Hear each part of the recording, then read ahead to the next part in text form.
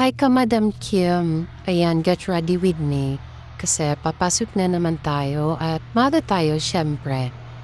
Deep reading Malay. Uy! So, first is sunscreen from Fairy Skin. Ayan.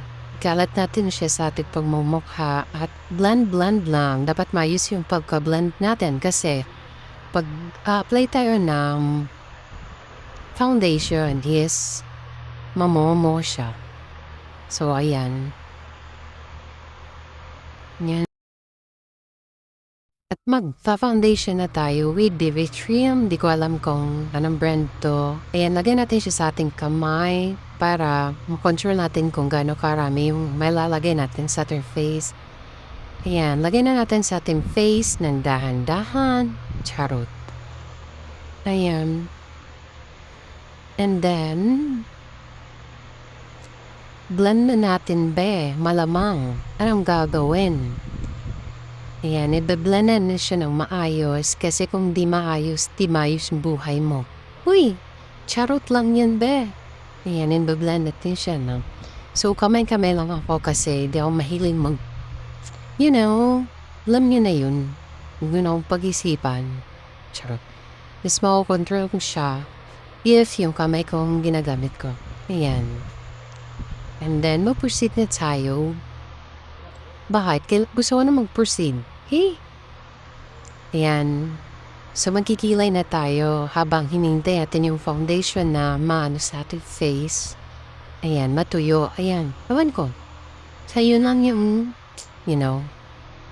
ayan siya. Kilay is live.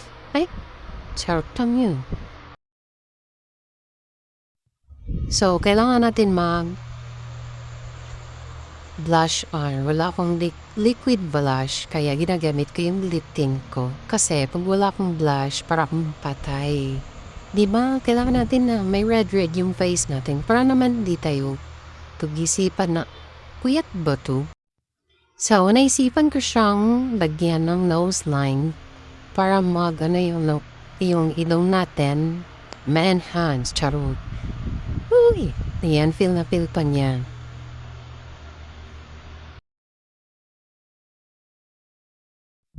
And next natin is a shadow.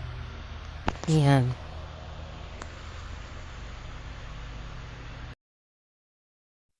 And next is eyeliner. Para naman may buhay yung mata natin. Ayan, feel na feel pa niya yung pag-eyeliner niya, no? Charot, marami na naman marites dyan. Ayan. So, nag-powder blush ako kasi para maset yung kanina kong nilagay na liquid blush. Ayan, binablend ko siya sa akin kamay kasi hindi ako satisfying sa brush. Ayan, deep tint again. Ayan, linis tayo sa ating mga kalat bago umalis.